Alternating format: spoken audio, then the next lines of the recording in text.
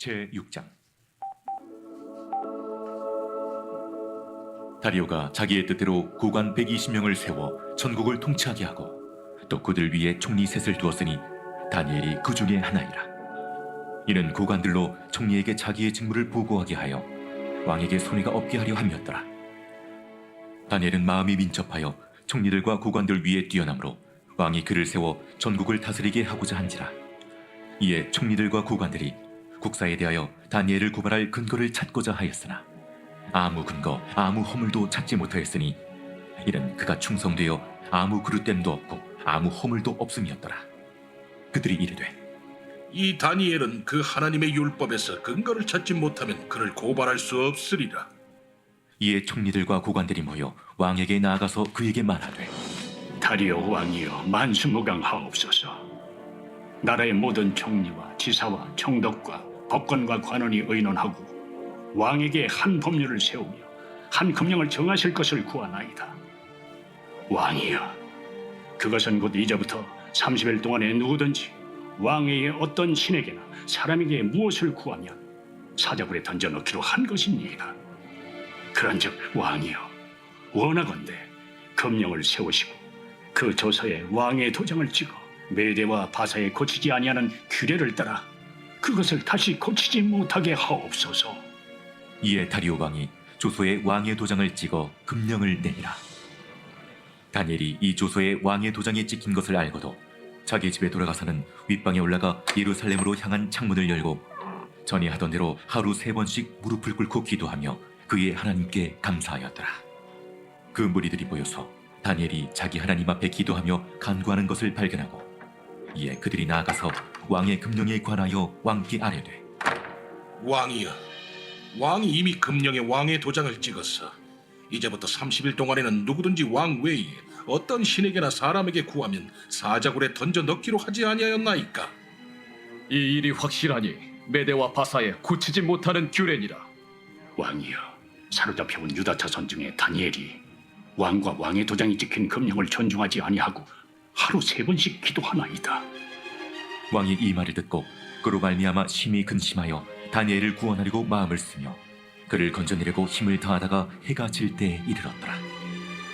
그 무리들이 또 모여 왕에게로 나와서 왕께 말하되 왕이여, 메대와 바사의 규례를 아시거니와 왕께서 세우신 금령과 법도는 고치지 못할 것이니이다. 이에 왕이 명령하매 다니엘을 끌어다가 사자굴에 던져넣은지라. 왕이 다니엘에게 이르되 내가 항상 섬기는 너의 하나님이 너를 구원하시리라. 이에 돌을 굴려다가 굴 어기를 막으매 왕이 그의 도장과 귀족들의 도장으로 봉하였으니 이는 다니엘에 대한 조치를 고치지 못하게 하려 함이었더라. 왕이 궁에 돌아가서는 밤이 새도록 금식하고 그 앞에 오락을 그치고 잠자기를 마다하니라. 이튿날에 왕이 새벽에 일어나 급히 사자굴로 가서 다니엘이 든 굴에 가까이 이르러서 슬피 소리질러 다니엘에게 묻되 살아계시는 하나님의 종 다니엘아, 내가 항상 섬기는 내 하나님이 사자들에게서 능히 너를 구원하셨느냐? 다니엘이 왕에게 아뢰되 왕이여, 원하건대 왕은 만수무강하옵소서. 나의 하나님이 이미 그의 천사를 보내어 사자들의 입을 봉하셨으므로 사자들이 나를 상해하지 못하였사오니 이는 나의 무죄함이 그 앞에 명백함이오며 또 왕이여, 나는 왕에게도 해를 끼치지 아니하였나이다. 왕이 심히 기뻐서 명하여 다니엘을 굴에서 올리라 하매 그들이 다니엘을 굴에서 올린즉 그의 몸이 조금도 상하지 아니하였으니 이는 그가 자기의 하나님을 믿음이었더라.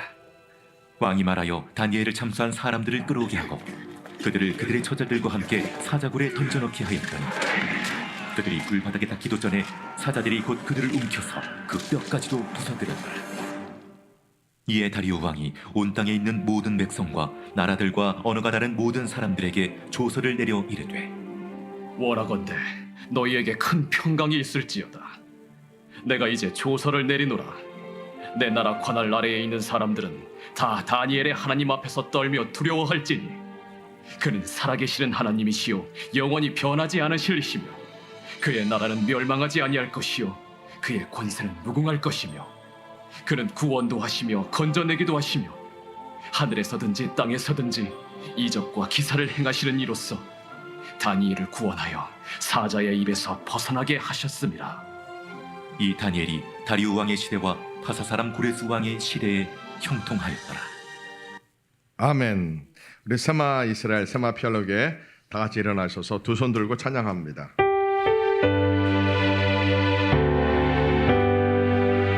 세마 이스라엘 아도나 엘로헤누 아도나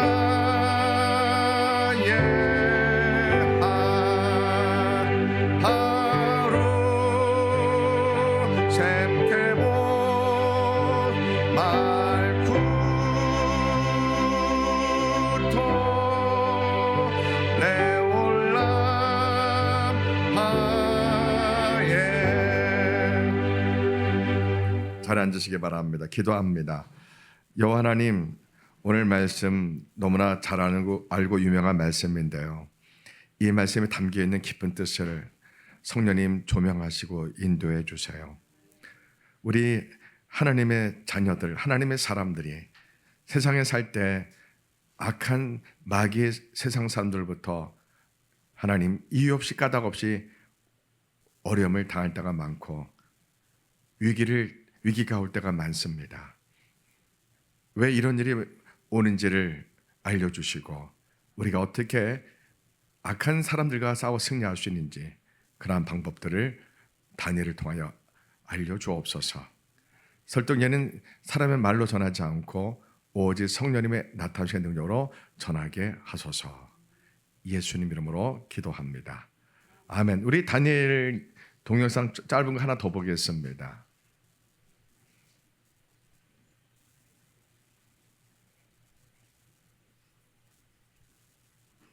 충실히 살아가던 사람이었습니다.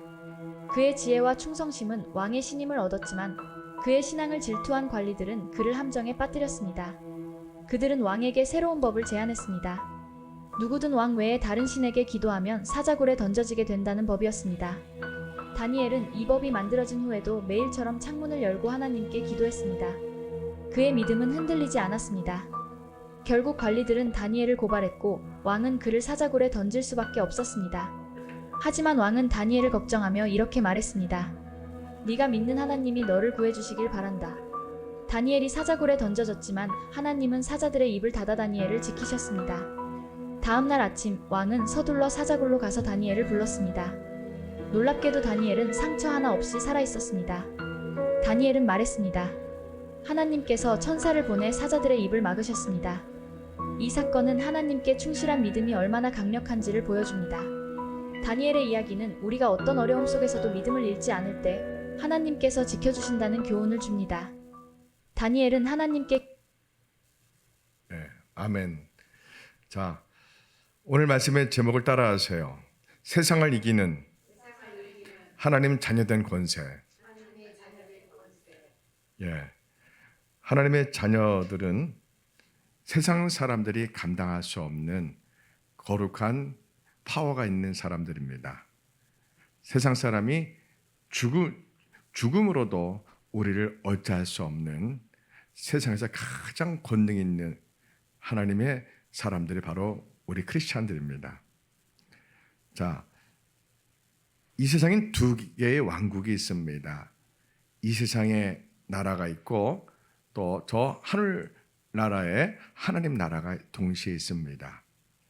우리는 대한민국의 국적의 시민권자이기도 하지만 동시에 하늘나라에 속한 하나님 나라의 시민권자입니다.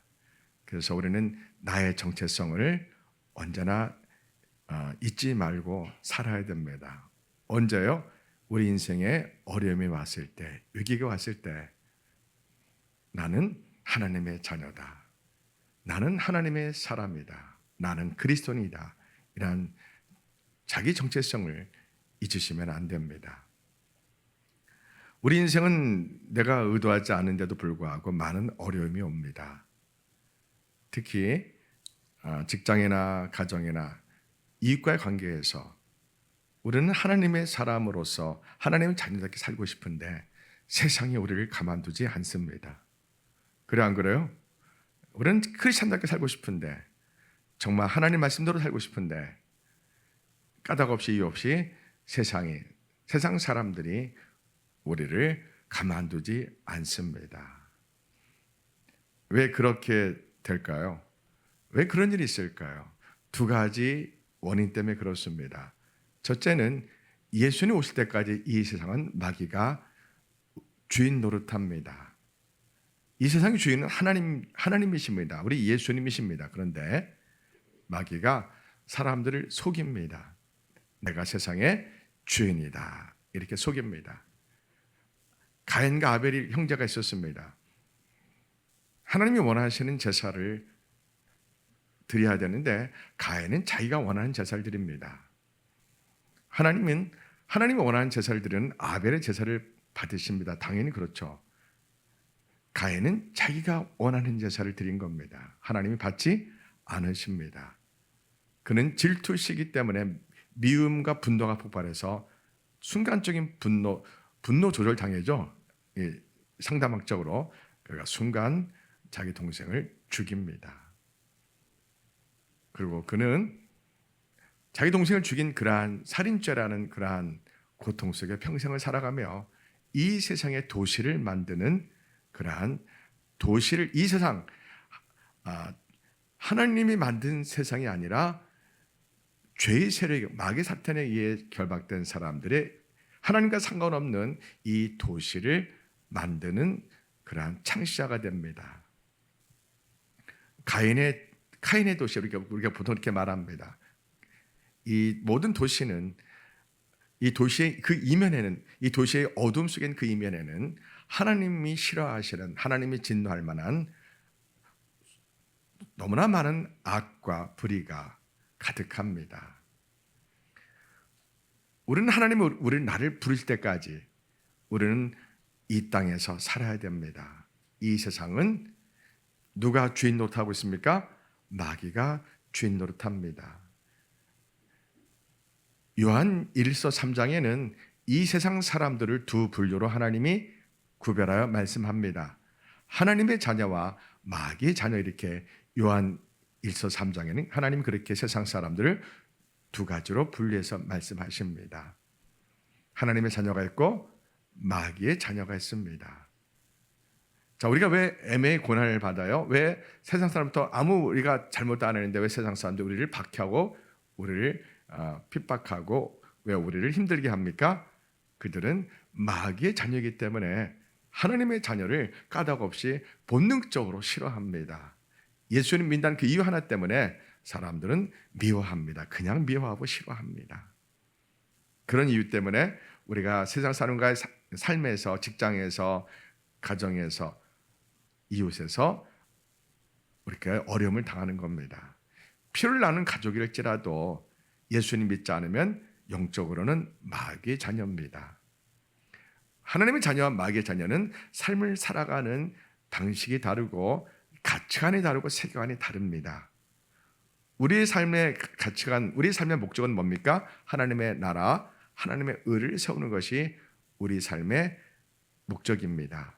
그러나 마귀의 자녀들은 삶의 목적이 무엇입니까? 자기를 즐겁게 하는 겁니다. 자기 자신을 행복하게 하는 겁니다. 자기가 주인공입니다. 어디 있든지 무엇이든지 자기가 주인공 됩니다. 지독히 이기적이고 자기중심적인 삶을 삽니다. 그래서 예수님 믿으면은 존재 방식이 바뀌어야 되는데 그 중에 하나가 이기적인 자기중심적인 사람에서 타인 중심의 사람으로 바뀌는 것이 거듭난 사람의 대표적인 증거입니다.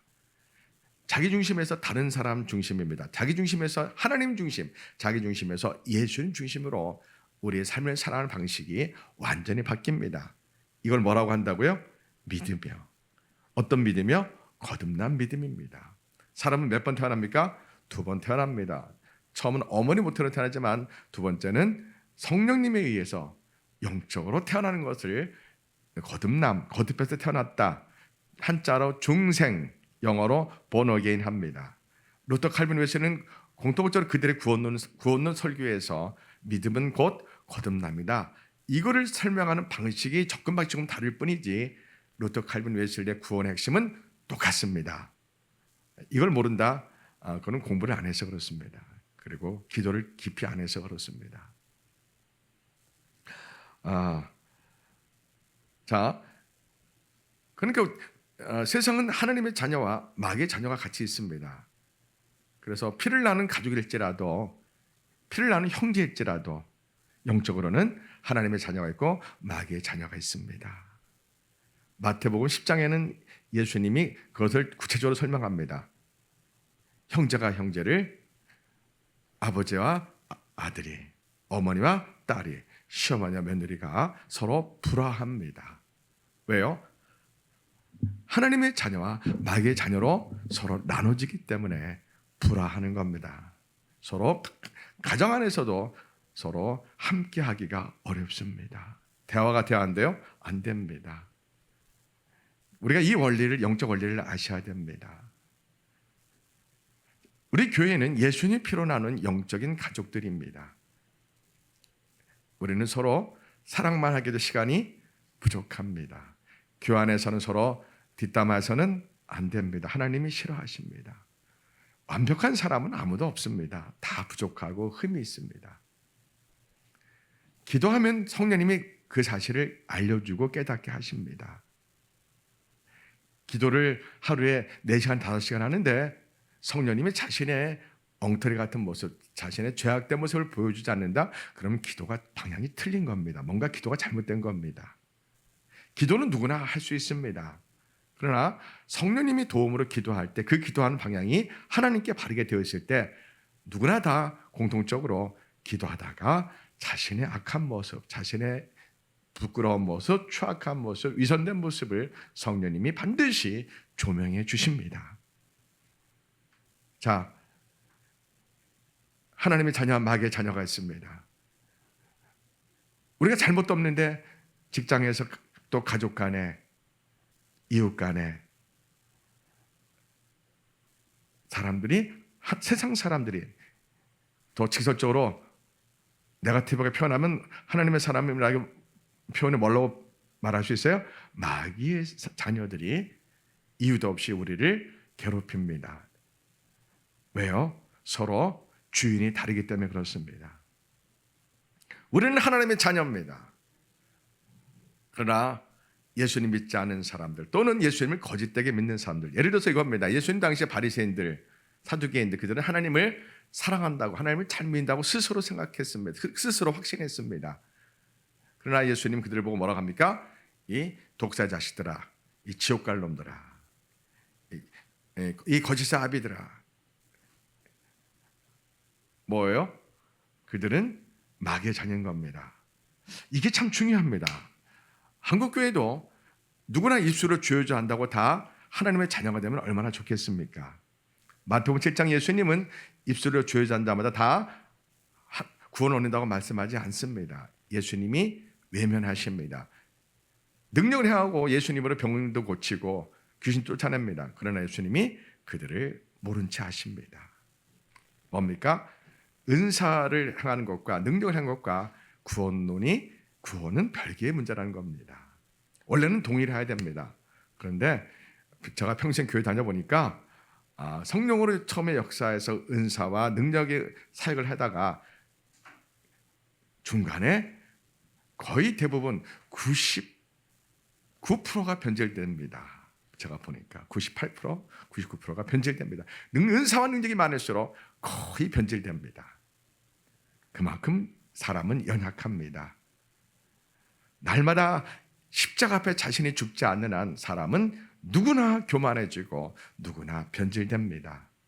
우리의 믿음이 바위에 새긴 것처럼 그렇게 변함없는 게 아니고요.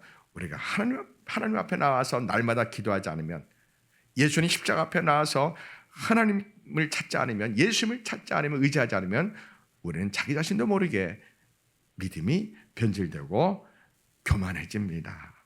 그래 안 그래요? 그렇습니다. 항상 깨어 있어야 됩니다.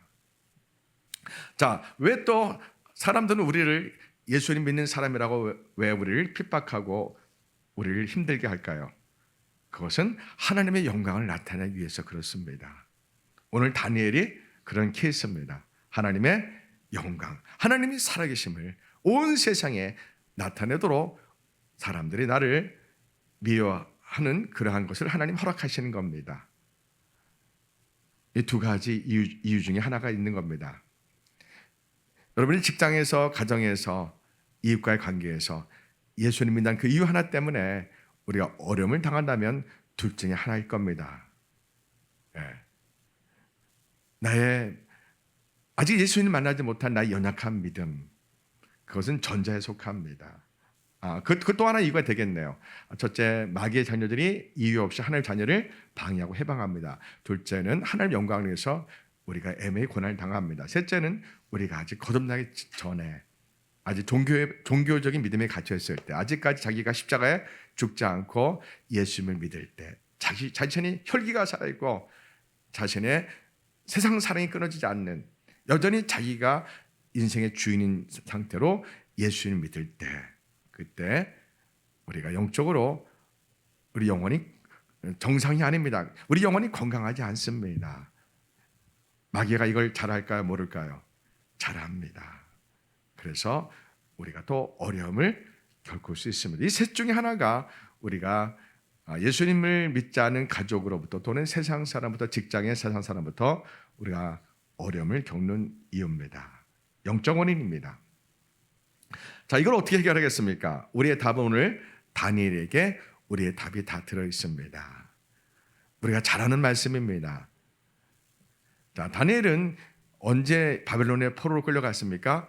BC 605년에 바벨론이 이스라엘 남유다 예루살렘을 1차 침입했을 때, 그때 남유다는 여호야김 왕이었는데 그들이 바벨론은 세계적인 패권 국가, 강력한 나라입니다. 남유다 예루살렘은 아주 작은 나라입니다. 싸워서 이길 수가 없습니다. 여호야김 왕이 항복합니다. 항복하면은 그때는 신본주의 사례에서 그 나라를 지키는 신과 신끼리 전쟁하는 겁니다. 여기에 중요한 질문이 있습니다.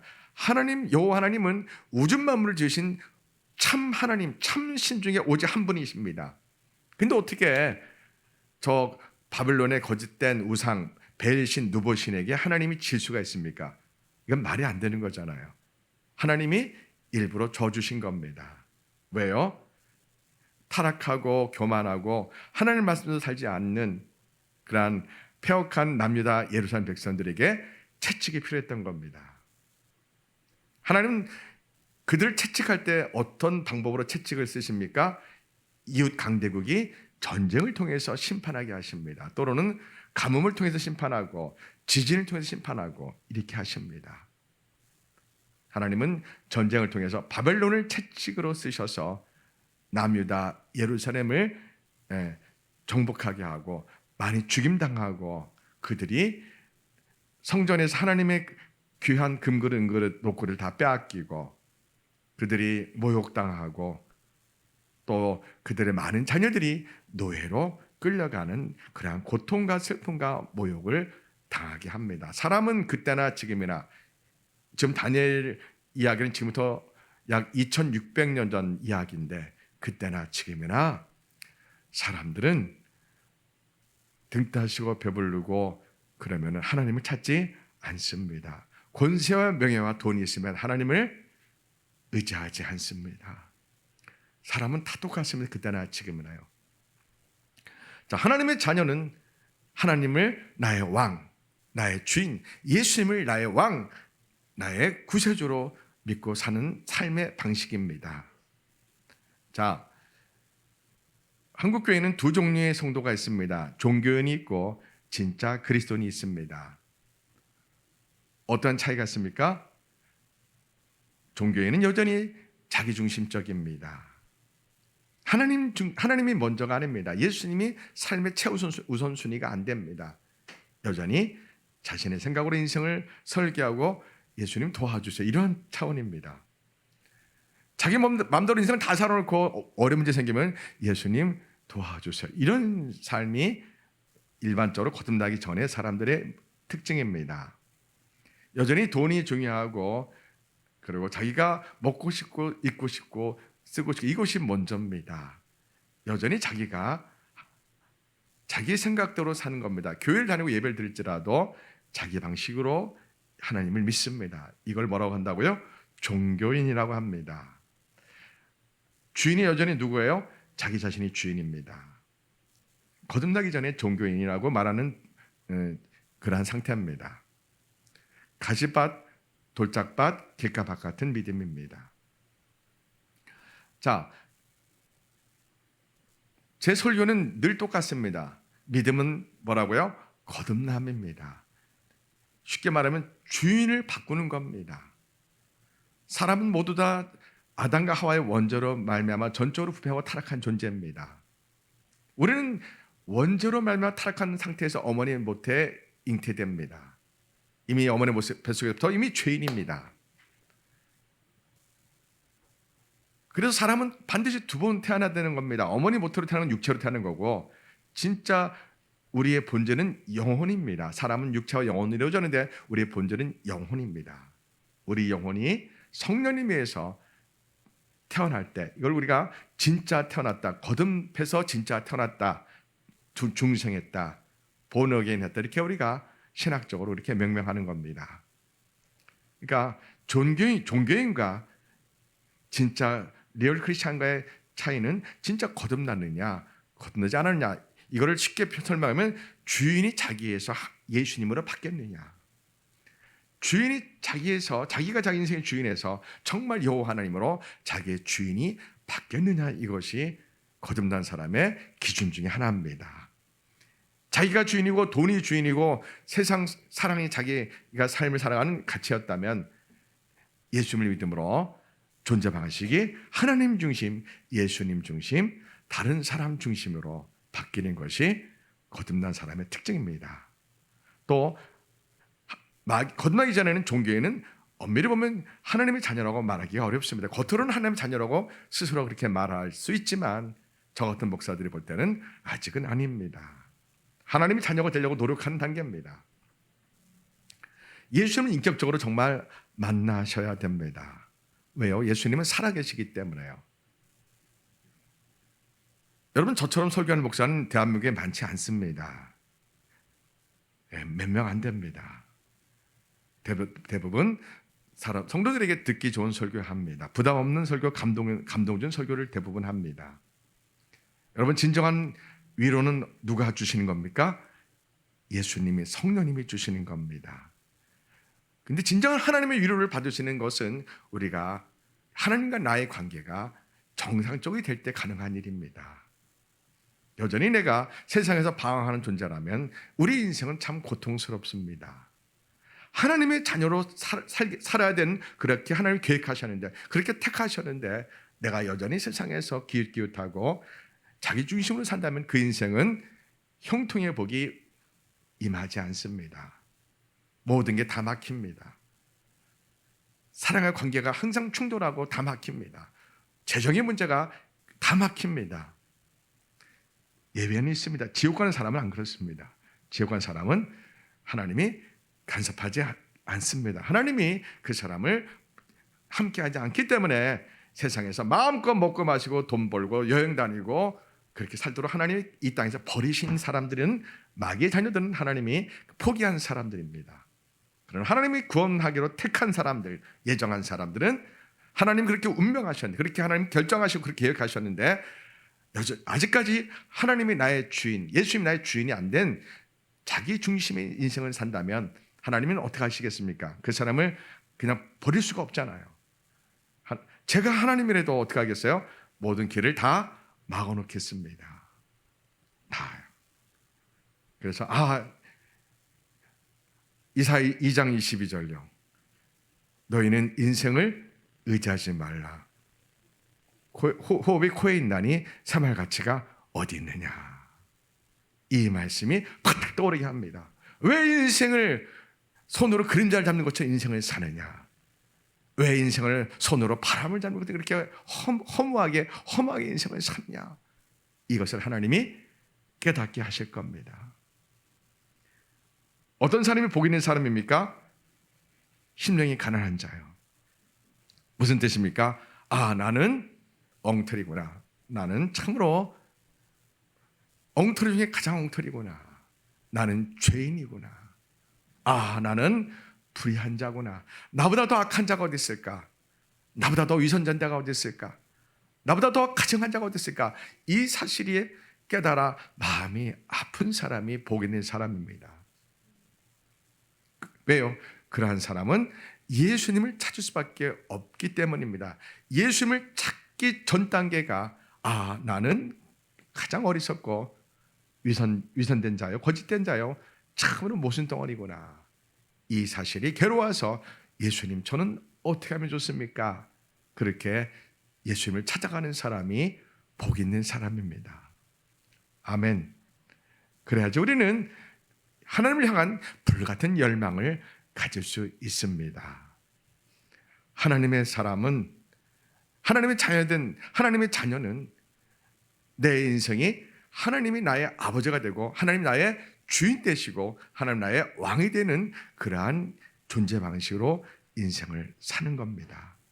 하나님이 택하셨는데, 하나님이 만세전에 예정하셨는데 그가 여전히 세상에서 방황한다면 하나님은 그 사람을 구원하기 위해서 모든 것이 막히게 될 수밖에 없다고 봅니다.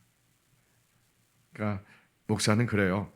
성도가 삶에 힘들어하면 돈 문제가 막히고 사랑의 관계가 힘들고 가족 간의 관계가 충돌되어 힘들고 자신의 뜻대로 되는 것이 없고 참 힘들 때 영적으로 보면 무슨 뜻입니까? 하나님이 일하시고 싶다는 겁니다. 하나님이 우리와 만나고 싶다는 사인입니다. 하나님을 찾아가야 됩니다. 하나님을 찾아야 됩니다. 예수님을 찾아야 됩니다. 왜? 그렇게 우리를 하나님이 계획하셨고 그렇게 택하셨기 때문입니다. 그런 사람이 세상에서 사람의 방법을 통해서, 돈이라는 방법을 통해서 해결할 수 있습니까? 인생의 문제를요? 불가능합니다. 오늘 누가 그렇게 했습니까? 다니엘이 그렇게 했던 겁니다. 다니엘이요. 하나님은 우주 만물을 지으신 창조주 하나님, 전능의 하나님입니다. 전지전능하신 분입니다. 이스라엘이 타락하고 범죄함으로 이들을 새롭게 하기 위해서 이들을 바벨을 통하여 채찍을 드시고 이들이 멸망시키게 하시고 노예로 끌려가게 하신 겁니다. BC 605년에 1차 멸망하고 BC 598년에 2차 멸망하고 BC 586년에 3차로 멸망해서 예루살렘 성이 완전히 무너지고 많은 젊은이들이 노예로 약 800km 이상을 묶여서 끌려갑니다. 옷을 벗기고 끌려갑니다. 두 손이 다 묶여서요. 그러한 고통과 고난을 통할 때 이들은 자신을 돌아보게 됩니다.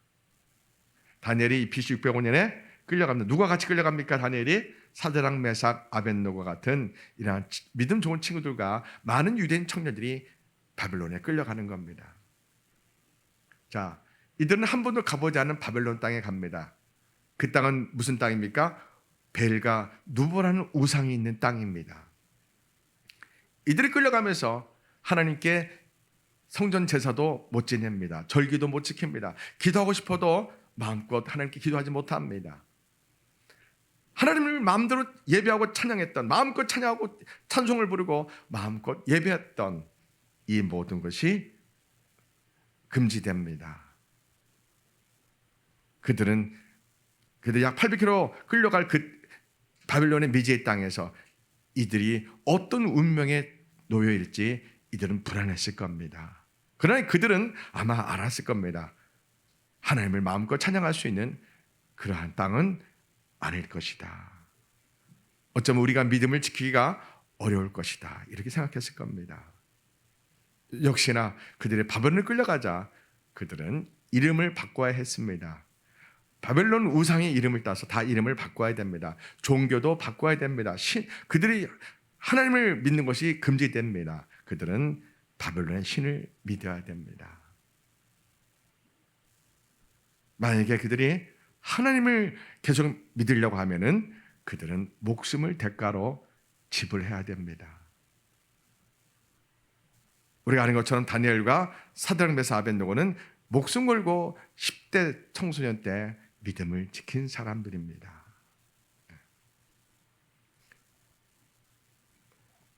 말이 쉽지 목숨을 걸고 믿음을 지킨다는 게 쉬워 어려워요? 참 어렵습니다. 그래서 제가 늘 누누이 말씀드립니다. 대한민국은 예수님 믿기가 영적으로 가장 어려운 나라입니다. 엉터리로 예수 믿다고 뭘 하는 사람이 저 같은 목사회는 별로 없습니다.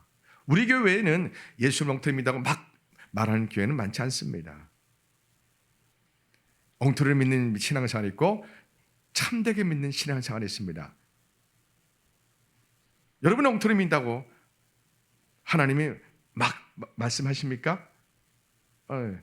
저 수목사 막 말하죠. 엉터리라고. 총 못 간다고 말하죠. 그렇다고 여러분이 엉터리 예수 믿다고 박해를 받습니까? 어떠한 손해를 봅니까? 우리는 예수 믿는 게 공짜입니다. 아무런 대가가 지불되지 않습니다. 그러니 여러분, 이 다니엘과 사장 메삭 아벳느고는 바벨론의 포로 끌려가서 여호와 하나님을 믿는 믿음을 지키기 위해서는 그들은 목숨을 내놔야 했던 겁니다. 우리가 아는 것처럼 대부분의 유대인 청년들은 믿음을 버렸습니다. 믿음을 포기합니다. 다니엘에서 나타난 믿음을 지킨 사람은 다니엘과 사드락과 메삭과 사드락 아벳느고 네 사람뿐입니다. 이름 모를 사람도 있을 수 있겠지만 대부분 유대인 청년들이 믿음을 버립니다. 그리고 바벨론의 우상을 믿습니다. 자, 오늘 다니엘이 6장에서는 그가 15살에 예를 들어서 15살에 포로 끌렸다고 합시다. 오늘 다니엘 6장에서는 포로 끌려온 지 70년이 지나서 바벨론이 바사 메대 연합군에 멸망하고 그리고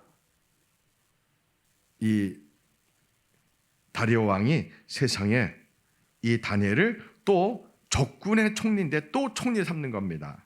이게 말이 안 되는 겁니다. 이 당시 전쟁에서 적군의 총리면 목을 땡강 잘라서 성루에 매달아야 됩니다. 그런데 하나님이 이 다니엘을 높이 세우셔서 다니엘이 얼마나 총리로서 사명을 잘 했으면 이 적국 바사 메대 이 왕이 이 다니엘을 또 총리 삼는 겁니다. 죽이지 않고요. 여러분 같으면 기분이 좋겠어요? 나쁘겠어요? 기분 나쁘죠. 너무너무 기분 나쁘죠. 그래서 이 신하들이 머리를 짭니다. 민주당 사람들이 아마 다니엘 6장을 보고 흉내낸 것 같아요. 악법을 만드는 거예요. 이 총리와 고관들이 다니엘의 흠을 잡으려고 다니엘이 잘못한 것을 찾으려고 아무리 찾아도 없는 거예요. 너무나 완벽한 사람인 거예요. 근데 다니엘이 특이한 것이 하나 있습니다. 하루에 3번 창문을 다 열고 예루살렘을 향하여 두 손 들고 하나님께 기도하고 있는 겁니다. 그러자 어떤 짠머리를 잘 쓰는 사람이 야, 저걸 갖고 법을 만들면 되겠다 하고 기발한 머리를 씁니다. 아주 나쁜 머리를 씁니다. 왕 외에는 다리오 왕 외에는 그 어떤 사람에게 기도할 수 없게 법을 만들자. 한 달 동안 만약에 이 법을 어기는 자는 사자밥으로 죽이자. 사자굴에 들어가게 만들자. 이러한 악법을 만듭니다. 참 누군지 참 누구처럼 잔머리를 잘 쓰는 것 같아요. 여러분 오늘날 대한민국의 민주당이 악법을 너무 만듭니다. 중국 간첩들이 지난 2년 동안 우리나라 군사실과 안기부와 부산에서 미군 항공모함과 평택의 미군실을 다 들어오는 촬영했는데 붙잡았어요. 노트북에 사진이 어마어마하게 많아요. 우리나라 군사 기밀을 촬영한 게. 간첩이에요? 간첩 아니에요? 우리나라를 해롭게 하는, 우리나라를 위태롭게 만드는 간첩이잖아요. 이 중국 간첩을 처벌하려고 했더니 법이 없는 거예요. 법을 만들었더니 민주당이 법을 못 만들게 하는 거예요. 그리고 중국 사람들을 의료보험 혜택이라든가 뭐 실업급여라든가 또 대학 입학 명문대학을 수능도 보지 않고 입학시킨다든가 별의별 악법을 다 자기들이 원하는 법을 만들 수 있는 입법기관이 국회의원들이거든요. 입법부라고 하거든요. 이 국회가 자신들의 권력을 찾기 위해서 너무나 나쁜 여러분이 모르는 너무나 나쁜 악법을 굉장히 많이 만들었습니다. 나라가 완전히 망가졌어요. 이 법을 잘못 만들었어요. 오늘 다리오 신하들처럼 대한민국 민주당이 입법 폭거를 해서 너무너무 나쁜 법을 많이 만들었습니다. 자, 교회가 이거 침묵하면 돼야 안 됩니다. 정치를 말하는 게 아닙니다. 불의를 보고 교회가 참을 수가 없는 겁니다. 원수를 용서하되 불의는 우리가 말하고 고쳐야 되는 것이 교회의 사명입니다. 그러나 한국교회가 지금까지 이것을 하지 않았습니다. 다니엘이 이 소식을 알았습니다. 다리오 왕은 아무것도 모르고 왕의 인장을 찍어줬습니다. 이제 아무도 왕 외에는 어떤 신에게도 기도할 수 없는 엉터리 악법이 생겼습니다. 여러분 같으면 어떻게 하겠습니까? 기도하면 죽습니다. 순교당합니다. 순교하시겠어요? 아니면 아무도 모르게 문 닫고 조용히 기도하겠어요? 저 같으면 그렇게 할 것 같아요. 아무도 모르게 문 닫고 골방에서 문 꾹꾹 걸어 담고 골방에서 기도하면 되잖아요. 아니면 다니엘처럼 미련스럽게 똑같이 문을 다 열고 나 기도한다. 나 잡아가 죽여라. 사저고리 집어넣어라. 마치 그렇게 말하는 것처럼 예전에 하는 기도 습관처럼 문을 다 열고 하루에 3번씩 예루살렘을 향하여 기도하고 있는 겁니다. 참 어찌 보면 미련스럽게 보입니다. 꼭 믿음을 저렇게 믿음을 가져야 되냐? 꼭 저렇게 신앙생활을 해야 되냐? 라고 말할 수 있습니다. 문 닫고 골방에서 조용히 기도하면 되지. 꼭 저렇게 기도해야 되는가? 그렇게 의문 들지 않습니까? 왜 굳이 문을 예전처럼 악법이 있는 거 뻔히 아는데 왜 문을 활짝 열어놓고 기도할까요? 나 같으면 문을 다 걸고 그냥 조용히 기도할 텐데 왜 그럴까요? 다니엘이 왜 그렇게 다니엘이 바보입니까? 자 지금 다니엘이 나이가 몇 살일까요? 지금 15살 끌려왔다면 70년 더하니까 85세의 노인입니다. 자, 여러분 여기서 중요한 질문이 있습니다. 힌트가 있습니다. 다니엘은 어릴 때부터 지금까지 하루에 3번씩 기도한 사람입니다. 하루도 빠지지 않고 하루에 3번씩 날마다 하나님께 기도한 사람입니다. 영생이 좋을까요? 안 좋을까요? 영생이 참 좋죠. 믿음이 좋을까요? 안 좋을까요? 정말 좋죠. 다니엘의 믿음이 뭡니까? 죽음도 두렵지 않는 자기 목숨도 내놓고 하나님께 기도한 사람입니다. 매일요. 사드락 메삭 아벤노가 큰 우상에 절하지 않아서 바벨론의 큰 우상에 절하지 않아서 7배나 뜨거운 풀불에 들어갔다가 살아나온 사람들이 아니에요. 그런 사드락 메삭 아벤노고나 다니엘은 믿음을 지키기 위해서 목숨을 내놓은 사람들입니다. 하나님은 살아계십니다. 하나님은 살아계십니다. 그들을 지켜주셨습니다. 우리가 다니엘을 통해서 배울 게 많습니다. 우리의 신앙생활, 우리의 기도가 세상의 악법 앞에 신사참배해야 된다고 할 때 또 앞으로 어떤 세상이 올지 모릅니다. 하나님께 기도하면 안 된다. 예수를 믿으면 안 된다. 그런 법이 생길 수도 있습니다. 오늘 말씀처럼요. 그때 우리는 어떻게 해야 되는지 미리 하나님이 정답을 이미 주셨습니다. 자, 아까 제가 힌트 드렸어요. 다니엘은 어릴 때부터 기도했던 사람이고 또 포로제 끌려와서도 목숨 걸고 믿음을 지킨 사람이고 또 15살부터 85세까지 매일 하루에 3번씩 기도한 사람입니다. 하나님이 다 지켜보고 계십니다. 이런 믿음이 어떤 믿음입니까? 하나님이 최고 우선순위에 두는 진짜 믿음입니다. 예수님을 정말 사랑하는 거듭난 믿음입니다. 하나님께 기도하는 것을 가장 우선순위에 삶의 우선순위에 두는 그러한 믿음입니다. 종교성이 아닙니다. 여러분 목숨을 내놓고 기도하는 것은 종교성이 아닙니다. 진짜 믿음입니다. 자, 종교인과 진짜 믿음의 차이는 바로 여기서 결정됩니다. 내 목숨까지 내놓고 하나님께 기도할 수 있는가? 내 목숨까지 내놓고 예수님께 기도할 수 있는가? 여기에서 종교인과 진짜 믿음이 갈라집니다. 다니엘은 어떤 믿음이라고요? 목숨을 내놓고 믿음을 지킨 사람이요, 하루에 3번씩 날마다 평생을 그렇게 기도한 사람입니다. 다리오 왕 외에는 다른 신에게 기도하면 사자굴에 들어가서 죽는 거 뻔히 알면서도 그는 문을 활짝 열어놓고 기도합니다. 어떤 믿음이길래요? 평생 기도한 믿음이길래요. 평생 하나님과 교제했던 믿음이었기 때문에요. 평생 하나님만 사랑하는 믿음이었기 때문에요. 자기가 사자굴에 들어간 그 법이 악법인지 뻔히 알면서도 그는 그러한 악법에 두려워하지 않습니다. 죽음을 두려워하지 않는 믿음입니다. 이것이 진짜 믿음입니다. 누가 우리를 그리스도 사랑해서 끊으리요? 이것이 거듭난 사람의 거룩한 외침입니다. 세상은 다니엘을 죽이려고 혈안이 되어 있습니다. 눈으로 보는 것은 다니엘을 죽이려고 혈안되어 있지만 영적으로 볼 때는 마귀의 사람들이 거룩하신 여호와 하나님의 계획과 하나님의 나라를 무너뜨리려고 하는 그러한 악한 짓입니다. 사람 눈을 볼 때는 다니엘은 매우 연약해 보입니다. 다니엘의 편든 사람은 아무도 없습니다. 그는 혼자 믿음을 지켜갑니다.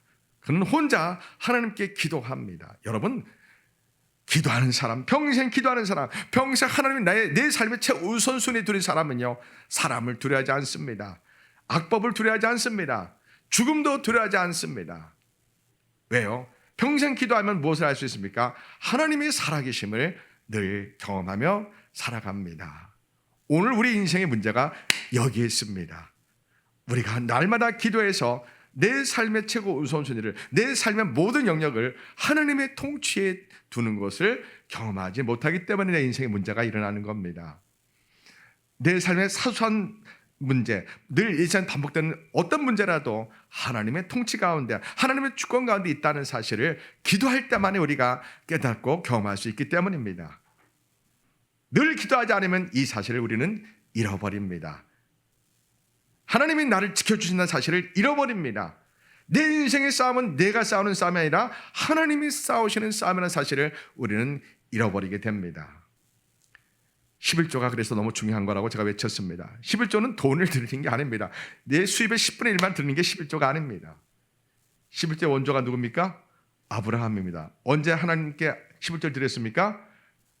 자기 조카 롯이 포로로 끌려갔습니다. 삼촌으로서 아브라함은 자기 형의 아들을 책임질 의무가 있습니다. 어찌 보면 양아버지입니다. 조카지만 자기 아들과 같은 존재입니다. 아브라함이 자기 집에서 있는 사병 318명 데리고 수천수만의 연합군과 싸워서 이길 수 있다는 건 아예 불가능한 겁니다. 여러분, 상식적으로 생각해 보세요. 318명 군대를 가지고 어떻게 수천수만의 연합군 군대와 싸워 이길 수가 있겠습니까? 상식적 눈으로 볼 때는 무모합니다. 이해가 안 됩니다. 그러나 하나님의 약속을 믿는 자들은, 하나님의 언약을 붙든 자들은 이성적인 논리적인 합리적인 생각으로 살지 않습니다. 하나님의 관점으로 살아갑니다. 하나님의 통치를 의지하고 살아갑니다. 내 힘, 내 방법으로는 318명 군대를 가지고 수만의 군대와 싸워 이길 수 없습니다. 그러나 아브라함은 어떤 믿음이 있습니까? 하나님의 약속을 믿는 믿음입니다. 불가능을 가능하신 하나님, 바랄 수 없는 게 바라보게 하신 하나님, 죽은 자를 살리신 하나님이라고 아브라함은 그러한 믿음을 갖고 있는 겁니다. 아브라함에게는 세상의 여건이 문제가 안 됩니다. 왜요? 이 전쟁은 내 전쟁이 아니라 하나님께서 하시는 전쟁이라는 사실을 아는 믿음입니다. 오늘 우리에게 그러한 믿음이 필요합니다. 내 인생에 어떤 문제를 만나도, 내 인생의 작은 문제를 만나도, 큰 문제를 만나도 내 문제가 아니라 하나님께 속한 전쟁이라는 사실을 우리가 영적으로 볼 수 있는 믿음의 눈이 필요합니다. 기도하는 사람만이, 하나님의 약속을 믿는 사람만이 그러한 눈이 언제나 열려 있는 겁니다. 성경 읽지 않거나 말씀을 읽지 않거나 기도하지 않으면 아브라함 같은 믿음의 눈이 열리지 않습니다. 그래서 아브라함은 하나님이 하시는 전쟁이라는 것을 알고 있었기 때문에 그가 318명의 군대를 가지고 수만의 군대 싸워서 승리할 수 있다는 사실을 알았습니다. 승리하고 왔습니다. 그는 하나님이 하셨다고 그는 고백합니다. 모든 승리의 전리품과 그리고 자기 조카 룻을 구해오고 자기 병에서 한 명도 죽지 않았습니다. 하나님이 지켜주시고 하나님이 함께한 전쟁입니다. 이것을 하나님께 감사하고 싶어서 드린 것이 11조입니다. 돈이 우리의 수입의 10분의 1만 드리는 것이 11조가 아니고요. 무슨 뜻입니까? 우리 인생은 누가 다스리고 있는 겁니까? 하나님이 다스리고 있는 겁니다. 다니엘은 아브라함의 믿음을 아는 사람입니다. 하나님 약속을 붙든 사람입니다. 에레미야가 예언했던 약속 무엇입니까? 70년이 지나면은 반드시 너희들을 그 노예에서 포로에서 돌아오게 하리라. 이것을 에레미야서를 읽고 하나님의 약속을 붙든 이 다니엘의 믿음, 어떤 믿음이 이 하나님의 약속을 정말 사람의 눈으로 볼 때는 예루살렘 회복되리라고 불가능해 보이는데 어떻게 이렇게 하나님의 약속을 에레미야를 통해 주신 하나님의 약속을 붙든 믿음이 됩니까? 날마다 기도할 때, 정말 날마다 하나님을 찾을 때, 날마다 예수님을 찾고 부르짖을 때 우리는 불가능을 가능케 하신 하나님의 약속을 믿는 사람이 됩니다. 인생은 두 종류가 있습니다. 내 힘으로 살아가는 인생이 있고 정말 하나님의 다스림, 하나님의 도우심, 하나님의 통치를 받고 살아가는 인생이 있습니다. 하나님은 눈에 보이지 않지만 하나님은 살아계십니다. 다니엘은 그런 믿음이었던 겁니다. 그래서 그가 문을 활짝 열고 하나님께 기도합니다. 다리오 왕의 신하들은 질투의 불이 끓어오르는 어떻게 하면 다니엘을 죽일까 그렇게 생각했던 다리오의 신하들은 다니엘이 기도하는 모습을 보고 아주 그들은 굉장히 좋아했을 겁니다. 다니엘을 바로 붙잡고 왕한테 말합니다. 왕이 그때서야 깨닫습니다. 이 나쁜 놈들이 나의 충성스러운 신하 다니엘을 죽이려고 이렇게 악법을 만들었구나. 그러나 왕이 인장을 찍어줬기 때문에 이거 어떻게 할 수가 없습니다. 그래서 다니엘이 사자굴에 들어갑니다. 85세 된 노인이 들어가는 겁니다. 하나님은 살아계셔서 사자 입을 다 막으셨습니다. 다니엘은 사자굴에서 하나님께 기도했을 겁니다. 위대하신 하나님을 찬양했을 겁니다. 살아계신 하나님, 언제나 나를 다스려 주신 하나님, 나와 함께 하신 그 하나님을 다니엘은 찬양하며 사자굴에 있었을 겁니다. 근데 또 누가 기도합니까?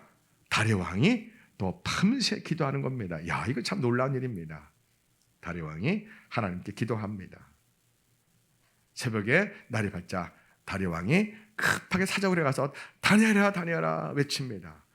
왕이여 만세무강하소서, 제가 여기 있습니다 라고 하나님이 살아계심을 다리오 왕이 알게 되고 다니엘을 구해내고 다니엘을 함정에 빠뜨린 악한 신하들을 다 사자굴에 집어넣고 반전이 일어납니다. 그러자 다리오 왕이 위대한 신앙 고백을 합니다. 6장 26절 보십시오. 내가 이제 조서를 내리노라. 내 나라 관할 아래에 있는 사람들은 다 다니엘의 하나님 앞에서 떨며 두려워할지니 그는 살아계시는 하나님이시요 영원히 변하지 않으실 이시며 그의 나라는 멸망하지 아니할 것이요 그의 권세는 무궁할 것이며 그는 구원도 하시며 건져내시기도 하시며 하늘에서든지 땅에서든지 이적과 기사를 행하시는 하나님이시다 라고 다리오 왕이 하나님을 찬양합니다. 누가 떠오릅니까? 제가 힌트 드릴게요. 하나님은 구원도 하시며 건져내기도 하시며 하늘에서든지 땅에서든지 이적과 기사를 행하시는 하나님이로다. 누가 떠오릅니까? 기도하는 한나. 사사기 2장에 있는 기도가 여기서 나옵니다. 놀랍습니다. 자, 우리 인생은 내가 원하지 않는데도 불구하고 많은 어려움이 찾아옵니다. 예수님을 잘 믿으면 믿을수록, 기도하면 기도할수록 모든 것이 다 잘 되는 것보다는 사실 어려움이 더 많이 올 수도 있습니다. 근데 여러분, 이게 정상입니다. 여러분들은 기복주의 신앙에 이미 젖어 있어서 내가 하나님께 기도하면 모든 게 술술 풀리고 잘 될 거야 이런 생각을 하고 있지 않습니까? 그럴 수도 있습니다. 근데 여러분 그건 재미가 없는 응답입니다. 기도하면 할수록 모든 것이 막히는 겁니다. 기도하면 기도할수록 사자굴에 들어가는 겁니다. 아니 축복을 받기는커녕 사자굴에 들어가는 이러한 경우를 경험하지 않습니까? 내가 하나님을 더 의지하는데 더 기도하는데 인생이 풀리는 게 아니라 더 막히고 오히려 사자굴에 들어갑니다. 근데 기도하는 사람일 경우입니다.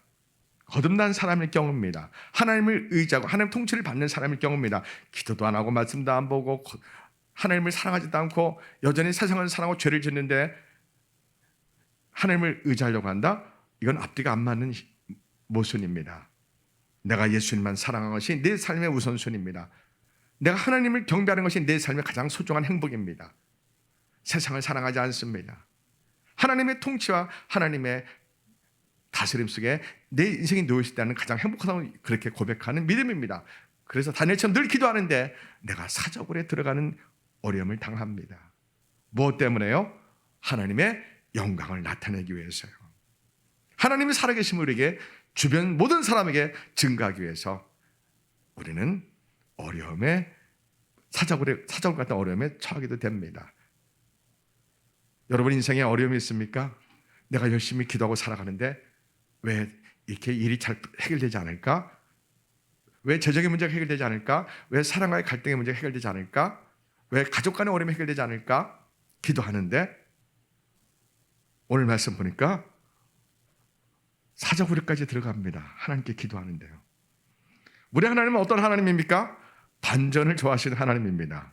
우리가 기도하면 기도할수록 하나님을 의지하면 의지할수록 내가 일이 술술 풀리는 것이 아니라 더 어렵게 되고 더 꼬이고 안에 사자굴에 들어가는 이러한 환경까지 놓인다면 하나님이 곧 일하실 거라고 보시면 됩니다. 우리가 무엇을 해야 됩니까? 더 하나님을 신뢰하는 겁니다. 하나님의 자녀된 권세를 우리가 사람들 앞에 보여주는 겁니다. 하나님의 자녀된 권세가 무엇입니까? 이 세상은 마귀가 주인 노릇하는 곳입니다. 이 세상은 사람들이 말합니다. 돈, 명예, 권력만 있으면 좋다고 말하는 세상입니다. 먹고 마시고 장가고 시집가고 돈 많이 벌고 출세하면 성공하면 된다는 그러한 세계관입니다. 그러나 우리의 세계관은 하나님의 나라와 하나님의 의에 있습니다. 예수님을 주로 믿는 사람들은 하나님의 자녀의 권세라고 요한복음 1장 12절에서 말씀합니다. 예수님을 믿는 사람은 하나님 자녀가 됩니다. 하나님의 자녀는 권세가 있습니다. 어떤 권세가, 어떤 권능이 옵니까? 죄와 불의가 가득한 이곳에서 우리가 하나님의 거룩함 속에 있는 자유함을 갖는 권능이 있습니다. 더 이상 죄와 불법에 우리가 결박되지 않는 그러한 권능이 있습니다.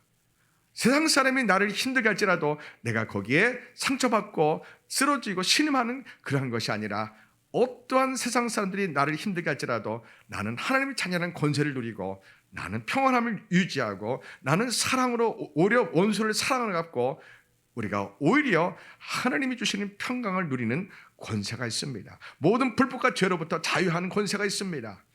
어떠한 핍박과 환난과 그러한 고난에서도 우리가 하나님의 자녀된 권세로서 우리가 행복을 누리고 평안함을 누리고 우리가 하나님의 사람이라는 그러한 얼굴 모습, 그러한 삶을 나타낼 권세가 있습니다. 내 힘으로 안 돼요? 안 됩니다. 성령님의 도우심을 받을 때만 가능합니다. 하나님의 자녀된 권세는 성령의 도우심이 있을 때만 가능한 일입니다. 성령의 권능을 받으려면 어떻게 해야 됩니까? 성령님을 초청하시고 그분을 모셔야 됩니다. 어떻게 해요? 기도하면서요. 간절히 기도하면서 성령님을 초청하십시오. 성령님을 모십시오. 그러면 성령님이 우리에게 어떤 위기와 어떤 어려움이 있을지라도 하나님 자녀된 권세를 누리게 하십니다. 할렐루야. 우리는 그래서 이 세상을 이기는 권세가 있습니다. 이 세상 어떤 어려움을 만나도 사람들부터 어떤 고난과 박해를 받을지라도 재정적으로 어떤 위기에 처했을지라도 우리는 하나님의 자녀입니다. 하나님 자녀는 하나님 자녀 권세를 사용하기를 원하십니다. 누가 도와주실 때 가능한 거라고요? 보혜사 성령님이 도와주실 때 우리는 실패하지 않습니다. 실패 다시 일어섭니다. 우리는 쓰러져 신음하지 않습니다. 기도하면서 성령이 도우심을 다시 일어섭니다. 우리는 반드시 승리합니다. 어떤 사정에 들어간다 할지라도 예수님 우리를 도와주십니다. 이것이 세상을 이기는 하나님의 자녀된 권세를 믿음으로 사용하는 겁니다. 우리 필로교회는 그러한 믿음이 되기를 축복합니다. 기도하겠습니다. 하나님 아버지, 다니엘 같은 믿음을 갖기 원합니다. 사자굴에 들어갈지라도 하나님께 기도하는 사람들 되기 원합니다. 평생 기도하고 기도해서 세상 사람들이 나를 죽이려 악법을 만들지라도 우리가 평정심을 잃지 않고 하나님을 끝까지 신뢰할 수 있는 믿음 되기 원합니다. 예수님을 잘 믿으면 이해할 수 없는 어려움이 더 많이 찾아올 때가 있습니다. 그때 더욱 예수님을 신뢰하고 하나님 찾는 권세를 사용하게 하소서. 예수님 믿는 그리스도인으로서 권세를 사용하게 하셔서 우리가 세상 사람과의 모든 영적 싸움에서 그리고 재정의 어려움 속에서 우리가 예수님을 신뢰함으로 승리할 수 있도록 다니엘처럼 깨워서 기도하게 하소서. 성령님 우리에게 오셔서 다니엘 같은 믿음을 기도를 할 수 있도록 도와주옵소서. 예수님 이름으로 기도합니다. 아멘.